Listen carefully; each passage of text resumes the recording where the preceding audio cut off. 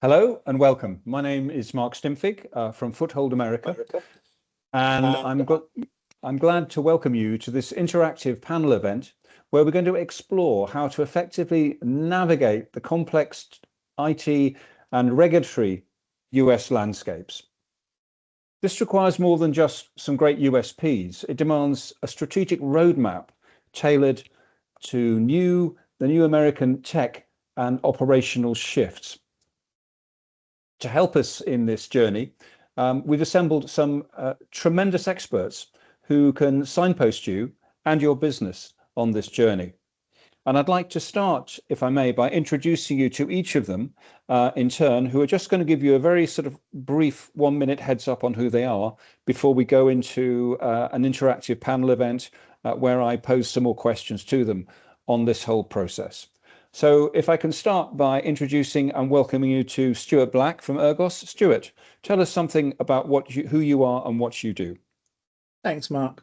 I'm Stuart Black. I'm the Managing Director at Ergos UK.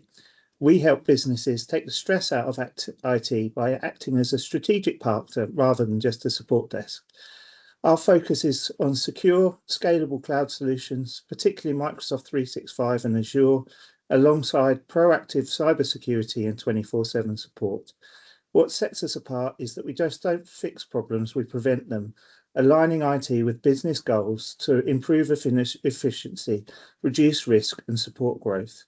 Whether it's a full outsource or working alongside an internal team, we give the organisations confidence that their technology is secure, compliant and genuinely driving value. Put it simply, we make IT one less thing for our clients to worry about so that they can focus on running and growing their business. Stuart, thanks very much for that succinct summary. And if I can now ask Laurie Spicer from Foothold America to come to camera and tell us something about your biography and background, Laurie. You're on mute.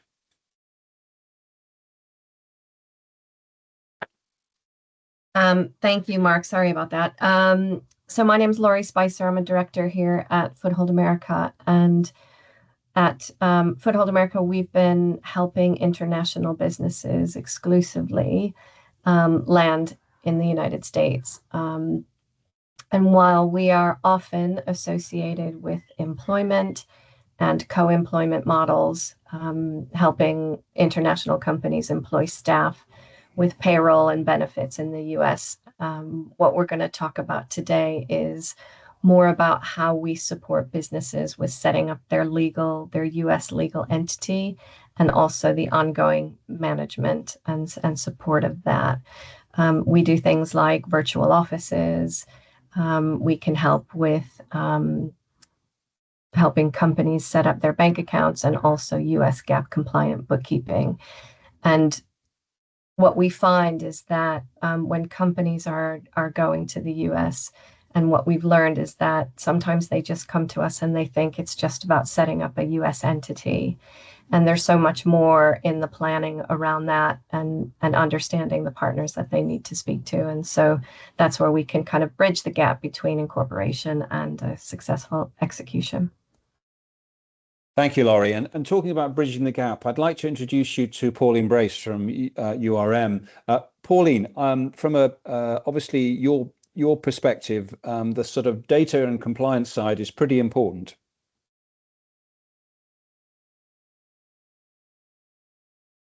You're on mute, Pauline. Apologies. Just good afternoon, everyone. My name is Pauline Brace. I'm a senior privacy and security consultant with URM Consulting Services. We're one of the largest GRC companies in the UK with consulting arms in each one of the legal and regulatory disciplines. We're not lawyers, but we work closely with them. We have services relating to security, business continuity, testing, compliance, all of those typical areas that you would need to consider when starting up in the US.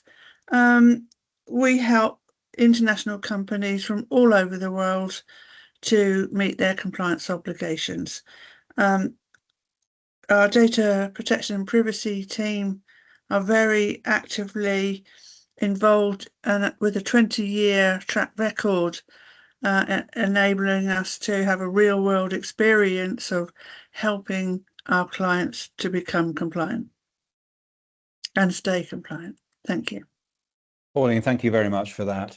And talking about compliance, if we can move slightly sideways, but equally important is IP. And Dave Rocchio in Boston, tell us something about how you manage IP and the compliance side of things. Great. Thanks, Mark. Good to see everybody. My name is Dave Rocchio. I'm a partner at Lando Anastasi, or an intellectual property firm in Boston. We help our clients protect all forms of intellectual property, whether it be patents, trademarks, copyrights, trade secrets. There are lots of local rules in the US and laws in the US, but there's lots of global considerations as well. When thinking about entering the US market, what you need to do from an IP standpoint, a lot of pitfalls, a lot of potential areas for mistakes. So we try to help our clients see forward, identify those potential problems, and avoid them. Avoidance is always good, Dave. That's great. Thank you for that. And before I come back to each of those panelists and ask them some more detailed questions, just want to let you know we are recording this. So afterwards, we will publish this recording and it will be available both to you and to any of your colleagues who you want to forward this information and this video to.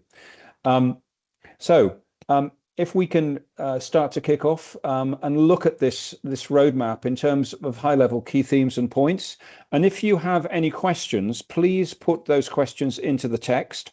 And for the last 10 minutes, quarter an hour, we'll fire those questions back to the panelists, so we get some really interesting interactivity as this panel event progresses. Okay, so I'm going to start, if I may, with Stuart from Ergos. And Stuart, can I ask you, how does your managed services model work? I understand you've got a single point of contact for all IT matters alongside some more proactive monitoring and management deliverables. Tell us more. Thanks, Mark. Yep, that's a really good way of framing it, actually. At a high level, the way our managed services model works is we try to simplify IT for the customer as much as possible.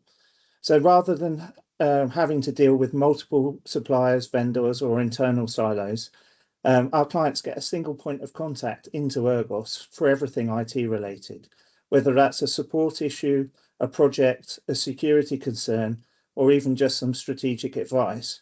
From our client's perspective, it's one number to call, one relationship to manage. Behind the scenes, though, there's quite a lot going on. We've got dedicated service desk, specialist engineers, and a wider team covering infrastructure, cloud, and security, all working together. So while the customer simply sees that they're getting access to a full stack of expertise, a big part of the model is also proactive rather than reactive. We install agents and monitoring tools all across the environment, which means that we're consistently managing things like patching, performance, security, asset visibility in the background. So ideally, we're resolving issues before the end user even notices them, rather than just waiting for something to break. And Stuart, tell me you about these regular strategic reviews and planning sessions that you deliver. How do you take full responsibility for IT operations and outcomes? Because that's going to be really critical. Yeah, this is really where the model starts to move beyond just IT support and into something more strategic. So alongside the day-to-day service, we schedule regular strategic reviews with our clients, typically quarterly, but they can be more frequent.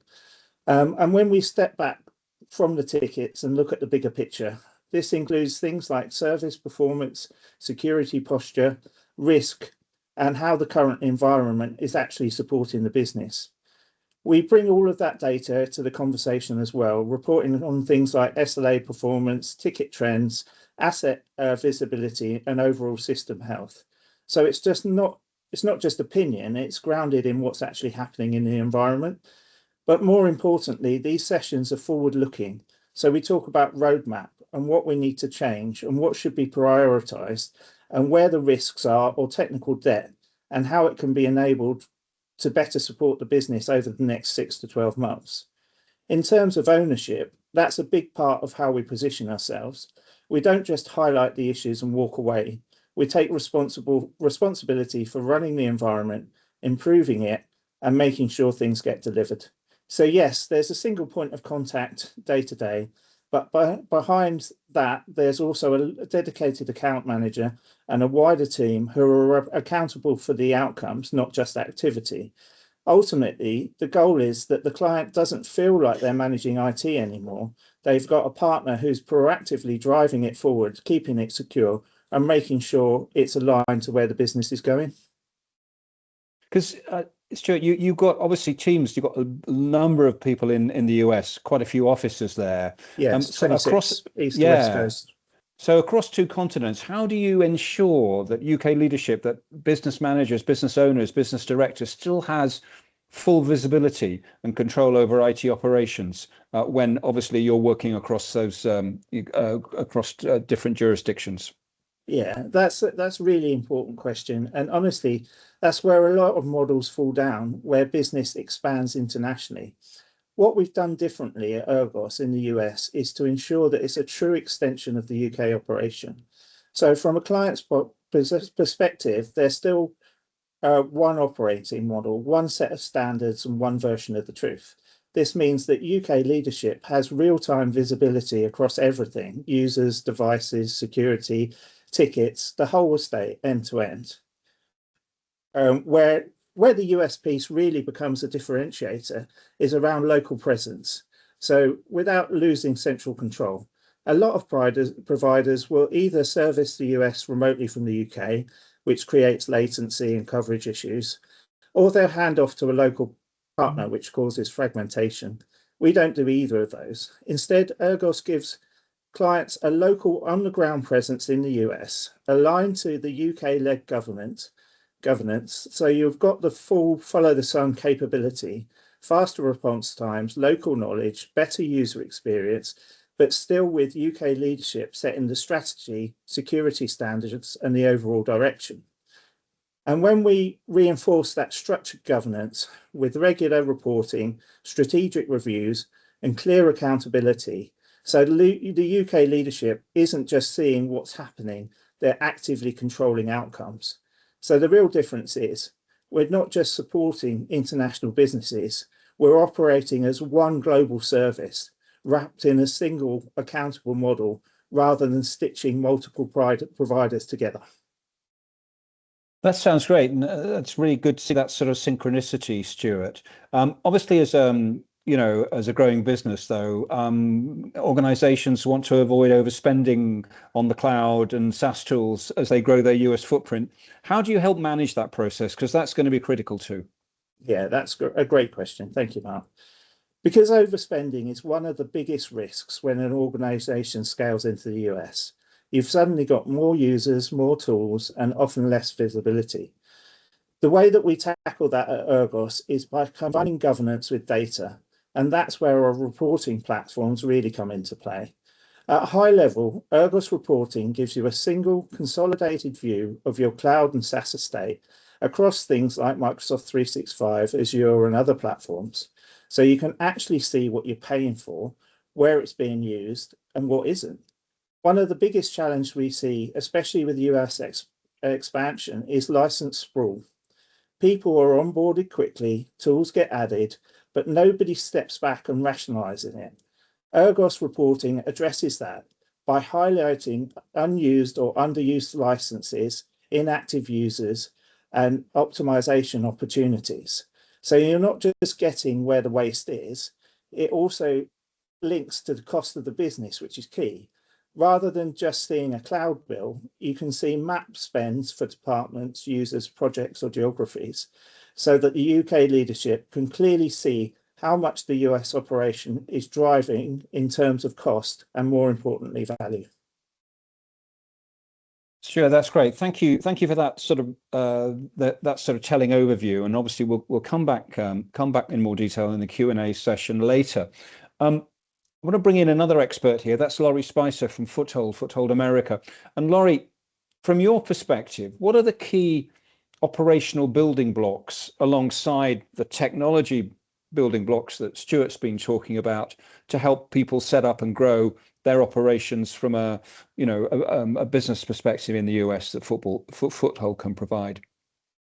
Sure. So I think, as I mentioned earlier, many companies, when they're looking at the US, they might have some drivers that are pointing them to start trading in the US. And a lot of companies may start trading by exporting their products or services in the US, but there'll come a point where they need to take that next step. And what that next step is will depend on what their market entry strategy is and what their route to market is. And so each company, whether they are professional services or they're e-commerce or they're a product-based company, they'll each have a slightly different sort of route to market. But what generally comes up with companies is that they want to have a legal presence in the United States. And so the legal presence really requires a lot more than just setting up the US entity. However, setting up the US entity is a really critical piece, and it needs to be done correctly. And it can be quite confusing because of the way the US is set up.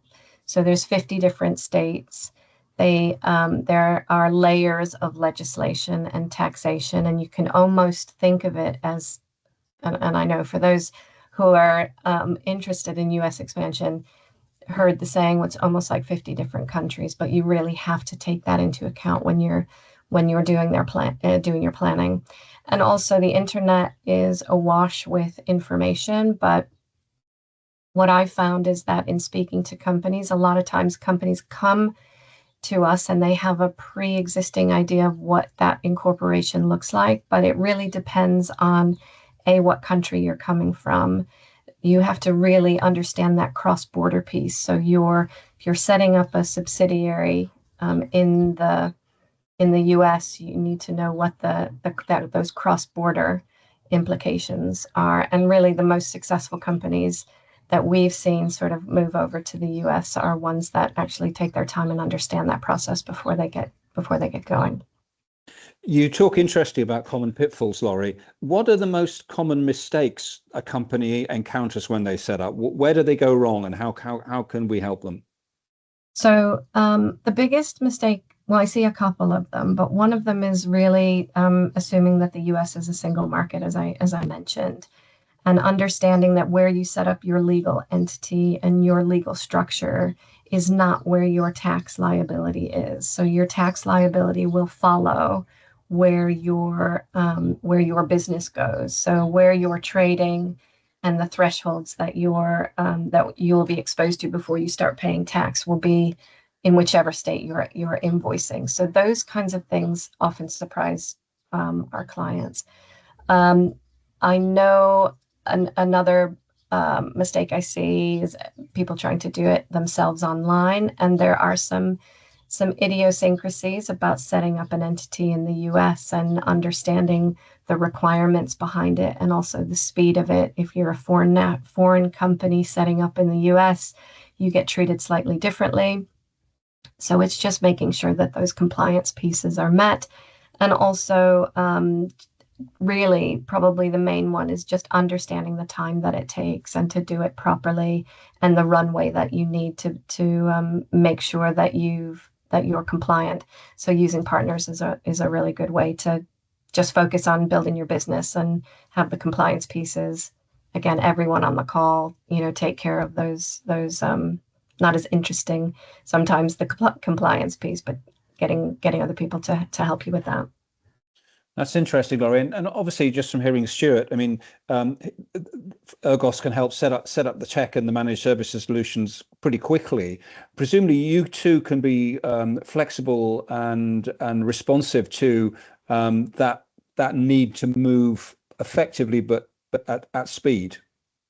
Yeah, and that's very true. We've got some processes in place that will allow an entity to be set up in a space of days as opposed to months for a lot of international companies. And we've got good relationships with the most popular states where companies are looking to set up.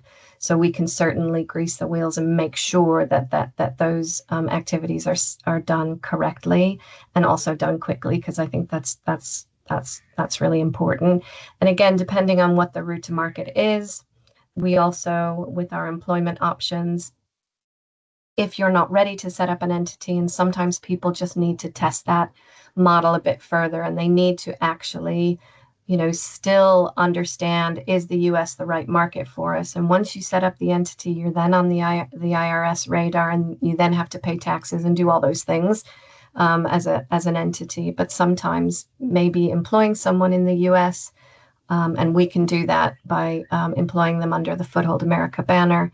And then you can test the market. You can still sell on behalf. So you can still sell from your home country, and then we can take care of the compliance on the employment side. So there's lots of ways to look at how you expand, and we can do things quickly for you. I always look at US expansion as a bit of a journey, a series of inception points. And Laurie, from your perspective, what beyond incorporation does it take to build a scalable and sustainable US operation alongside the managed services play? Yeah, it's a really good question, because again, sometimes people they think, okay, great, I'm going to incorporate and then I can trade. But there's a lot of things that you need to consider. It's how are you going to do your bookkeeping? How are you going to manage your IT services, your IP, making sure that your data is compliant, all of those things, and having those operational plays are important to do the research. And also things like, how will you manage your US entity? How will you, what is your presence going to look like? You'll most likely need an address in the US. And again, we can provide things like telephone numbers, phone support, call forwarding, mail handling, all of those things that companies will need to prove that they do have a presence, even if it's a non-domicile presence. And probably one of the biggest things too is the banking requirements for international companies are becoming a lot stricter. And so we can help the companies support them in setting up bank accounts, which makes it a lot easier. And we kind of do all the heavy lifting there as they set up. Laurie, that's great. And again, thank you for that sort of insightful look at operations. Clearly, another really important ingredient here is data. And if I can, Pauline, I'd love for you to tell us more about the necessary data and compliance issues that UK companies need around, is it UK-US data bridge, and how to ensure that US partners are certified. Have they updated their privacy policies, and how to use data processing agreements to manage risk? Yeah, happy to give some hints and tips to our audience on this topic, but I want to take a quick step back, because the US UK to US data bridge, so-called data bridge, it's actually a data protection framework that the UK has approved for the transfers of personal data, or in some cases called PII, to the US, so from the UK. But it does not cover everything relating to data compliance. It only covers the transfers of data between the US and the UK. Now, information is the lifeblood of any company, and we try and address this by performing some kind of risk assessment on the back of a data audit. What are you going to be transferring in your brave new world? What are you allowing access to wherever it is in the world?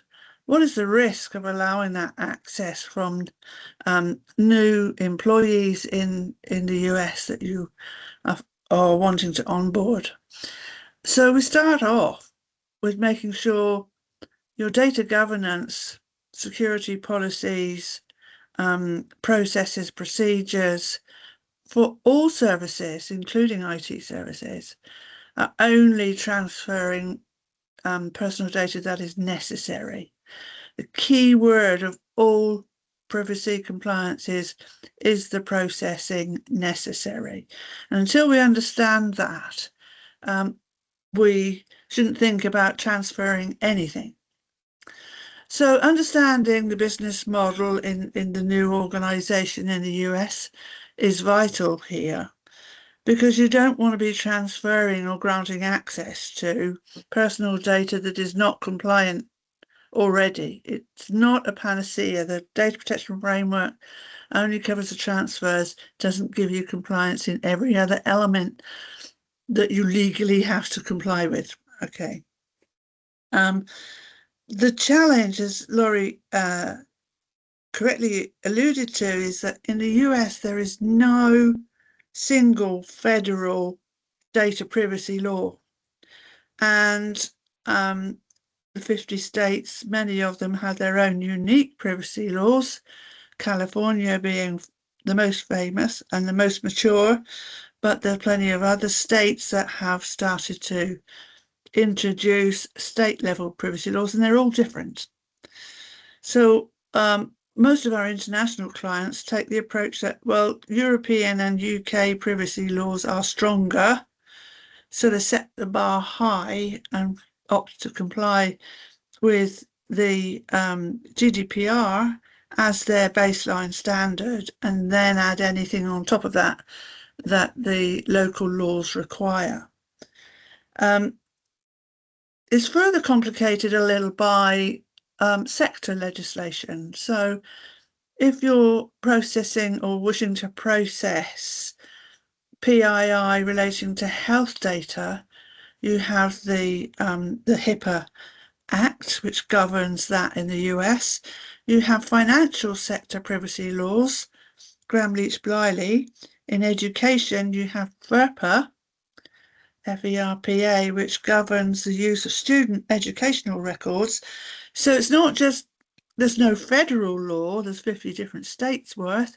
You've got sectoral legislation on top of that, and it can be very daunting without some hand-holding through your data audit. Let's take a look at what you're processing, where, why is it necessary, is it compliant already, and then use the data bridge to transfer the data across the seas.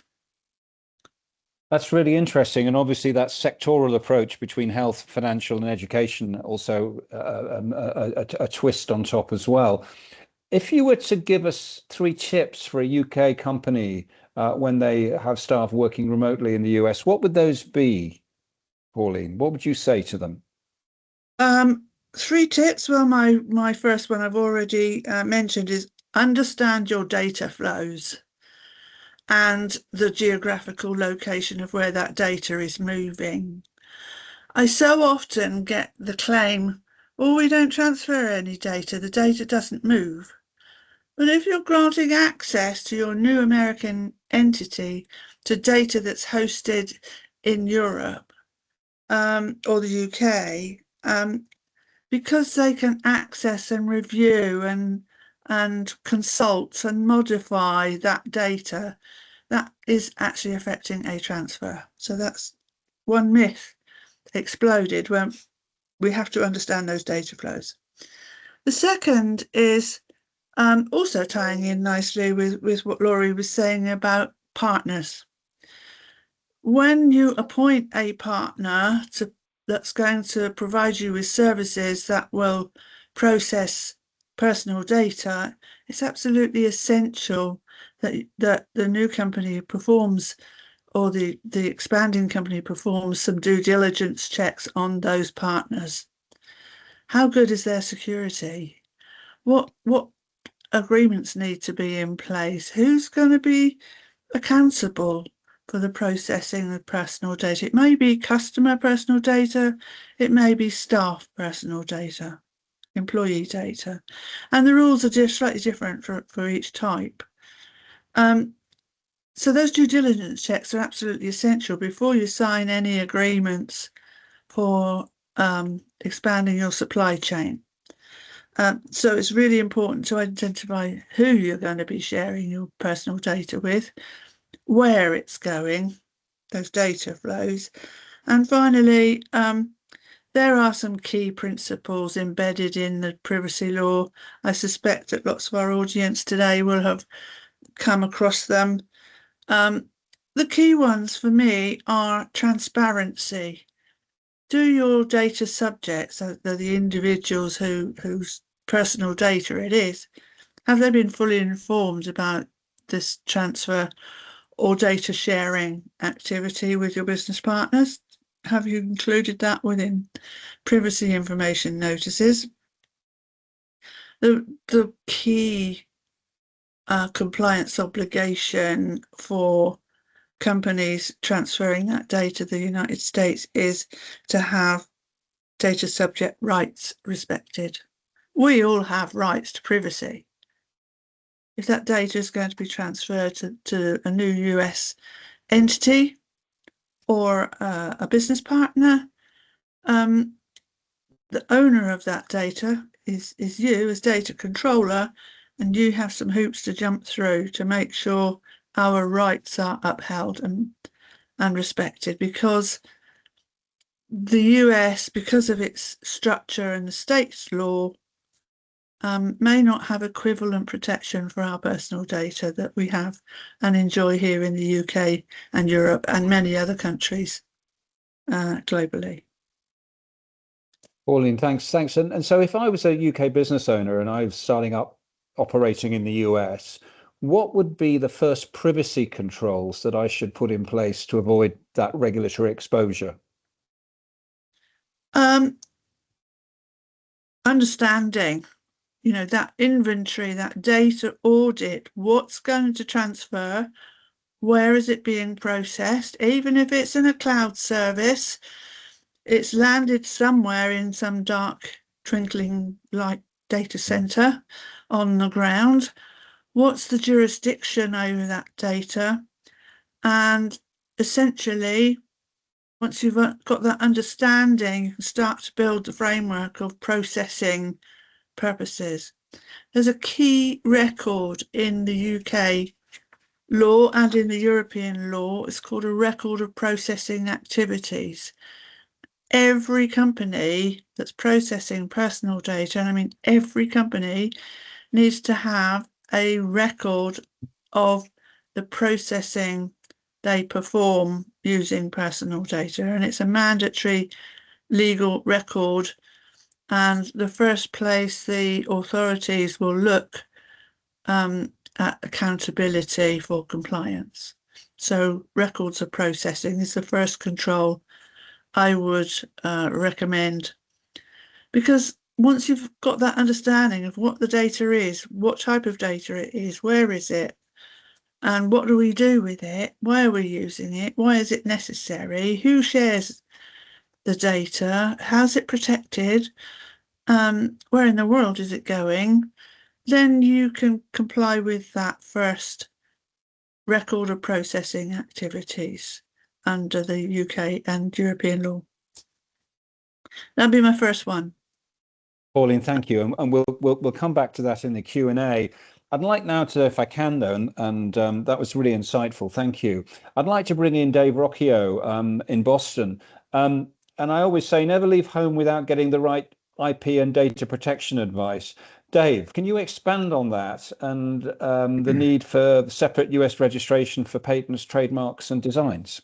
Sure. Thanks, Mark. Cutting to the end and the punchline first, right? IP rights, as Mark kind of hinted at, are territorial. So regardless of what you have in your home country or region, what you filed, whether you're a patent, copyright, trademark, design, if you don't have any of that in the US, then there's nothing to assert in the US. And other competitors, partners, even customers could take your stuff and practice it without any recourse from you. So that's the underlying. Think about that and think about what you need to protect and taking action in the US. The bigger question comes, okay, well, if I'm going to need to file something in the US, why should I, right? one of the questions we often ask are when people are trying to identify, because the rights are territorial, where they should file, thinking about where are you going to be as a company, where are your customers going to be, where are your competitors. I think those are three buckets to be identifying. And if you're expanding to the US and you're going to be in the US, then that's a good reason to be trying to protect your intellectual property in the US, whether it be protecting your technology with patents, your brand with trademarks, your works of authorship, like reference materials, books, music, computer code with copyright. There's all sorts of different ways to kind of put fences around your property and try to protect it. And we'll get in the details of how you do it in some of these subsequent questions. But big picture, coming to the US, you need to be thinking about how to protect your property, right? You put time, energy, and resources in, and you've built power in the technology and the brand and other pieces. So to kind of think about that, and don't, this is a teaser for later, don't wait, jump on it early and try to, do it before you get here. So following on from that, timing is going to be critical, isn't it, Dave? So what are the considerations for formulating and implementing a global IP portfolio? Does it matter where a cross-border company files first? Sure. Yeah. Starting with that first question is it's timing, right? Timing for IP is one of the biggest questions people have. It's also one of the biggest areas where people make mistakes. So if you're a foreign-based company coming into the US and you're looking to protect your technology, right? So when we're talking about patents, how do you protect technology and stop people from practicing your technology? You try to get a patent on it. Now, patents are they are one of the most restrictive in terms of timing requirements. So there's a couple areas we need to be monitoring if you're a foreign company coming to the US. First one is, have you disclosed your technology outside of your company, outside of kind of your area of confidence or an expected confidentiality? Have you sold your technology? Have you offered to sell your technology? Have you published it in a paper? Have you gone to a trade show? All of these things from a US legal standpoint count as a disclosure, a sale, or offer for sale. When that happens, anywhere in the world, it doesn't matter where, that starts a 1-year clock ticking on when you have to file a patent application in the United States based on that technology. I do lots of different speaking engagements. I go to lots of different conferences, talk to lots of tech companies who are looking to come to the US. And the number one area where they don't know about, and unfortunately, a lot of times I've already missed that 1-year timeline on, is this. They've been selling their product for many years. Now they want to come to the US. Now they want to file for a patent on that technology. It's too late, right? It's been over a year since they've started selling. A company's been displaying their technology at trade shows all over the world for many years, trying to get investment, trying to drum up excitement in their technology. Now they come to the US, they want to file for a patent. It's too late. So keeping that 1-year clock in mind is critical. And this could turn into an hours-long, IP 101 session. But there's other stricter rules around globally that might even restrict you more than that. So the short of it is, if you're coming to the US and you want to file for a patent or technology, jump on it early. The other thing to consider is, so that's public disclosure timeline. The other one is if you filed already in your home country or region. So you're a company in the UK, you filed for a patent application in the UK. You also starts a 1-year clock ticking on when you have to file in any other country that you want to file on. So I file in the UK tomorrow plus a year is when you have to file your other applications. For example, in the US, if you miss that deadline, you can't go back and fix it later. So you can't file in the UK now, get a patent on it, and 3 years later decide you want to file in the US. It doesn't allow for that. In fact, you can't fix it. So keeping these timing requirements, Mark, as you mentioned, there's a lot to juggle. I'm sure as we're talking these tech companies, startups, or established companies have lots of different considerations, as we've heard from the other panelists. There's thousands of things to be thinking about. But if I can impress on these companies, one thing is really keeping that timing in line. And your final question about like where to file first, right? Especially if you're talking about global companies who are operating in multiple different jurisdictions or different countries, there are oftentimes local rules that require certain, inventors of that country to first file in that country. So, for example, if you're a tech company, you have your people who are in R&D and innovating are global. You have some people in India, some in China, some in the UK. UK inventors, not so much a problem. You can kind of file that application wherever you want first. China and India, not so fast. You have to file or get permission to file in other places first before you take action. Again, we could go down a rabbit hole discussing the intricacies of that. The takeaways are timing and where to file. Think about it early. Think about it before you come to the US, before you expand, and ask the right questions to make sure you're following the right steps so you don't make any mistakes that you regret later. Okay, Dave, that's really interesting. And just that wider picture and the dreaded phrase AI, what about AI-based inventions, and can you protect given they may be AI generated? Sure. No, it's a great question. It's a big gray area right now in the law, right? As you can imagine, and I'm sure everybody on this call has seen it, AI innovations are exploding. Almost everything that comes through our door these days has some sort of AI component. So from a US law standpoint, if AI is involved in the invention, from a patentability standpoint, you can protect it. While legally the standards are the same to get a patent, as if I created a new pen versus if I created a AI-based innovation, the standards are the same. In the US, it has to be new. It has to be non-obvious over what was done before. Those are the two big ones. And for AI is no different. The AI software has to be new. It has to be non-obvious. But there's this third threshold that most tangible things meet automatically. It's not even discussion. But from a software AI standpoint, there's another, practically speaking, another level. And that is, it can't be considered taking something that people have done for a long time, sticking on a computer, and then trying to get a patent on it.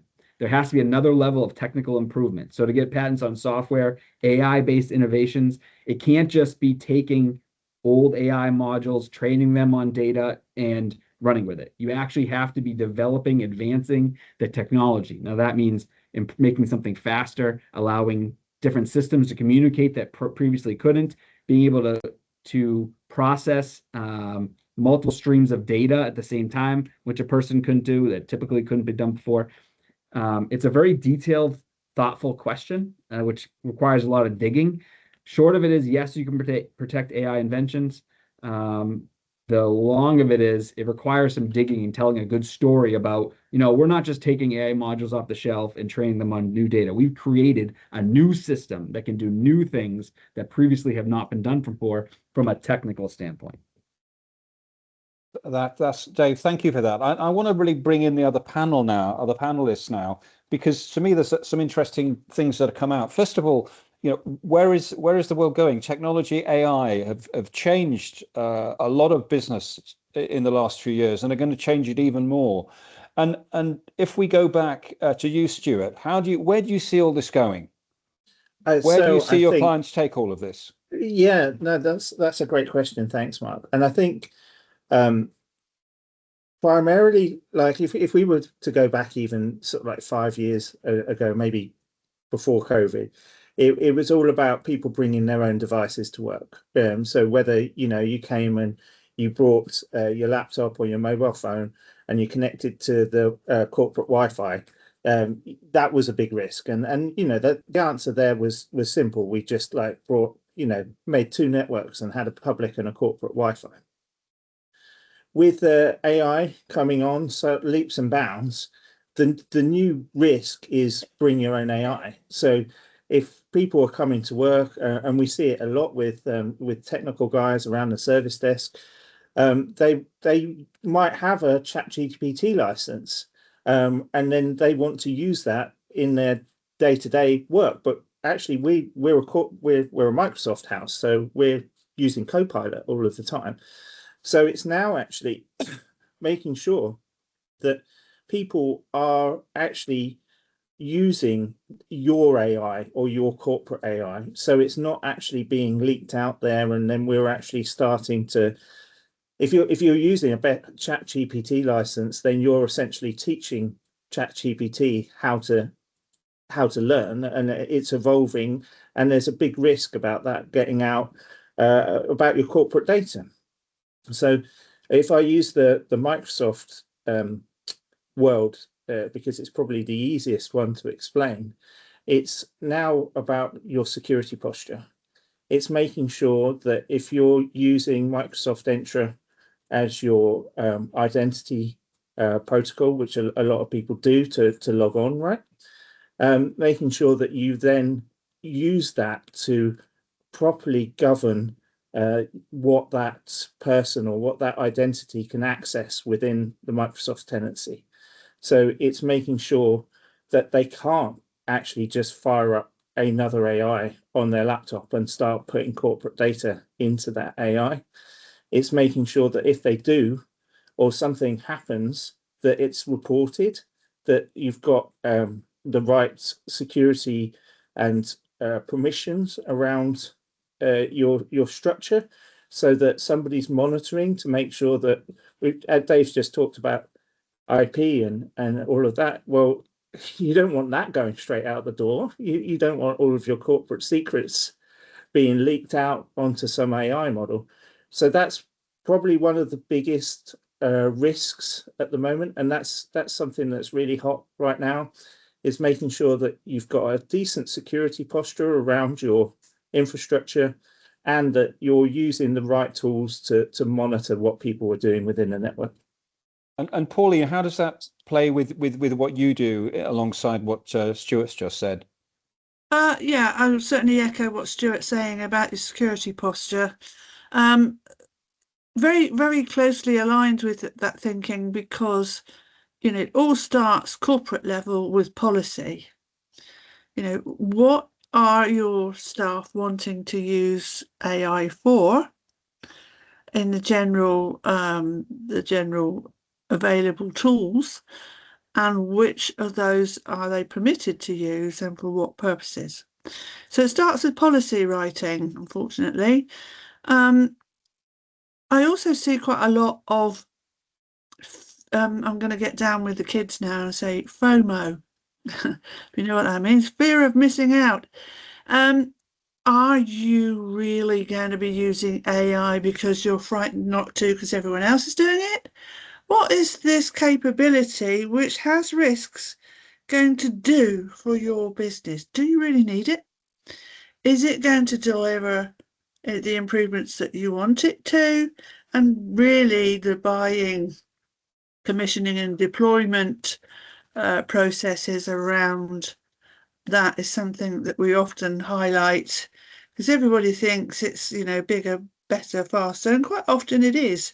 But sometimes there are other impacts on the organisation by removing, you know, the human contact element, which some customers like very much. So it needs careful analysis before it's used, and that always starts with the policy. And if you're going to be using an AI tool for the processing of personal data, which is quite often embedded into HR systems and benefit systems, the transparency issue that I mentioned in my time is vital, that individuals know that their personal data will be processed using an AI tool. And finally, given assurances that a machine is not going to make decisions about them without human intervention. So that's my kind of helicopter view of AI in the workplace. Pauline, thank you. We've got a couple of questions, and I'm going to fire the first one directly at Laurie, because I think it's probably the most relevant to you. And one of the questions was, Someone says, I'm wondering whether you know of any good soft landing programs in the United States that support founders with funding to explore the US market, increase their visibility, find the right partners, and establish business relationships in the US. And although Foothold does the operations, the connectivity you have, Laurie, is quite wide, isn't it? It is, yeah. It's a great question because I think it's a really valuable tool. As a matter of fact, I was doing some research on some soft landing programs, so I can definitely share that separately for anyone who wants to see that. And in my personal background, I've been in the sort of UK US trade corridor for about 12 years, so my connections are pretty wide-reaching in terms of either other professionals or also within the United States and specific areas. And this probably goes along with, what sector are you in, and we can certainly make some connections to help you get to the point where you need to have that support. It also touches on the regionality of the US and how, depending on where your sector is, where your supply chain, or where you're looking to hire staff, being close to a particular region rather than looking at the whole of the US, I think is part of that too, isn't it, Laurie? Yeah, I think that's really important because, the US is a pretty big place. I mean, if you look at the GDP of the whole of the United States, a comparison that I often make is that if you look at the GDP of California, is comparable to the GDP of just the UK. So you're talking a massive economic sort of powerhouse. So trying to crack all of the United States is probably too big of an ask. So really look at, some people look at cities, some people look at states, and other people look at regions, maybe the Northeast or maybe the Southwest. But again, doing that research, and we can certainly point you in the direction of making sure that we can make connections for you so that you can understand where you're best placed to succeed. Fantastic.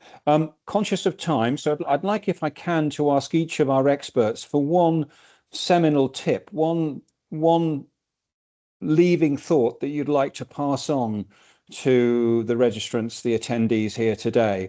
What would that be? And if I can maybe start with Dave from a legal and an IP perspective. Yeah, sure. I mean, the easy one from an IP perspective is don't assume you can do it later.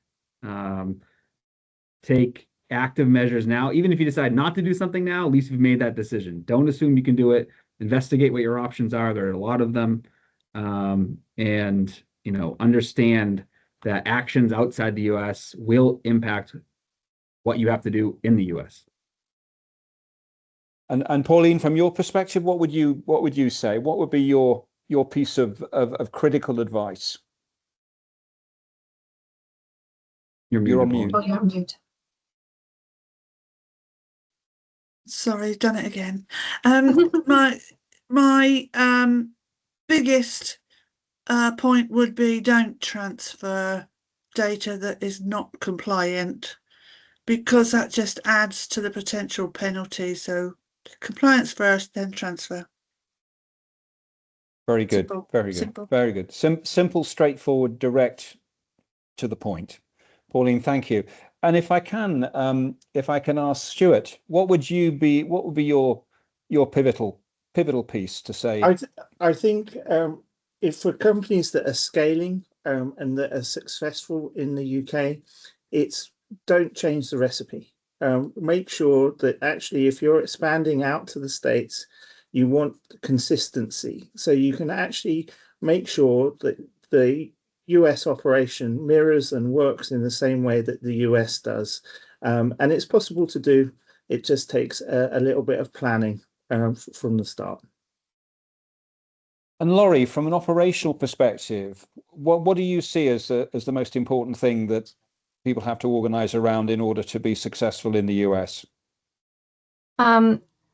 It's such a great question, and I think we could probably do a whole series, a whole webinar on what to do and what not to do, and we've just taken one aspect of it. But I would say that probably don't use don't look at US expansion as a single event. Like, it is a series of processes. It is a roadmap. And when you get to the States, a lot of companies that we work with, they end up running their US entity from here. And I think from the companies that we've seen and that we've worked with that are most successful is they actually do put boots on the ground. They get their operational, whether it doesn't necessarily have to be a full-blown office, but actually having someone on the ground in the US to facilitate that US business is really important. I did it the other way around. I went from an IT company in California and moved to the States. And the company that I was moved to the UK. And the company that I was working for was super successful globally. But when we moved a team to the UK, we learned so much about the local market. We actually quadrupled revenue in the UK just because we understood the market better. And you can't really do that so much from afar. So it's about the investment that you put into the US. And that boots on the ground piece sounds really relevant and resonant to Ergos, doesn't it, Stuart? Because I mean, you have those teams out there, and exactly that, and it's that joined up support in making sure that the person that, especially if it's just a single person or a small team to start with that are venturing over to the States, making sure that they're fully supported, that they have the operations they need, making sure that they've got an engineer that can come to the site if they need to, making sure that their laptop works right and is secure from day one. All of these things just make a massive improvement to the experience. And obviously, the other side of this is being able to talk to an expert on the ground in the US like you, Dave, who's got that knowledge and capability and honesty and directness. Because you must see a lot of people, as many people succeed as fail. Oh, absolutely. And it's tough, right? I mean, a lot of these things, I'm talking about IP specifically, but all the things we've talked about in the panel. I mean, there's lots of decision points. And as Lori said, it's a roadmap. There's lots of different processes to try to meet simultaneously, do all these things at the same time. So there's lots of points to kind of get stuck. But I think if you talk to the right people and you connect with the right folks and try to get good advice and listen and take it just a little bit at a time and try not to take the whole thing all at once, I think your chances of success are greater. And then finally, back to you, Pauline. I mean, obviously, we talked about data and data management. Data is only going to get bigger and more complex, even though in some respects it resolves things more quickly. Yes, indeed. There are restrictions on use of personal data within that brave new world, though, Mark, and there is a route through all of them, the myths, the misinformation that we get plagued with. Dare I mention fake news? There are also a minefield of additional legislation that governs the use of personal data, including some specific UK and European laws relating to marketing. We Brits and Europeans have a very strong right not to be delivered direct marketing without our consent, and that catches out a lot of companies because it's more in the shadows than the GDPR. So the restrictions are there and they need to be understood, because it's the data owner, the business that owns that data, the controller, that has to meet the accountability requirements, because if they don't, that's when penalties can be and are levied that are quite significant amounts of damage can be done. So we take a risk-based approach to that. But yeah, however big the data volumes grow, wherever they are in the world, if there's personal data in there, you need to be on top of it. Well, I thank you all for being on top of today's session and for really giving us some pertinent points. And just to repeat what I said at the beginning, we have recorded this event. It is available and will be available on a download and sent to you and any of your colleagues who want it on email. But more importantly, you've heard a lot from these experts. You could hear a lot more and get a lot more pertinent and specific advice about key sectors that they work in and can advise you on. So please make this the first of a number of conversations with Stuart, with Pauline, with Laurie, and with Dave. And thank you for listening. And until the next time we see and speak, thanks very much indeed for joining us today.